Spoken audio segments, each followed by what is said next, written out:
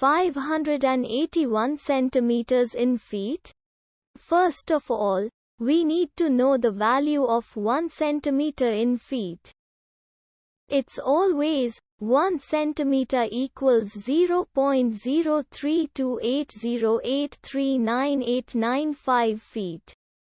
Now we have to multiply 0.03280839895 by 581.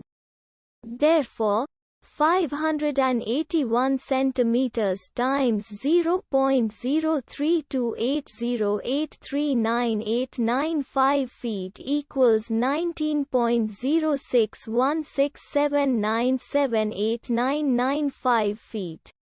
So, in other words, 581 centimeters equals 19.061679789995 feet.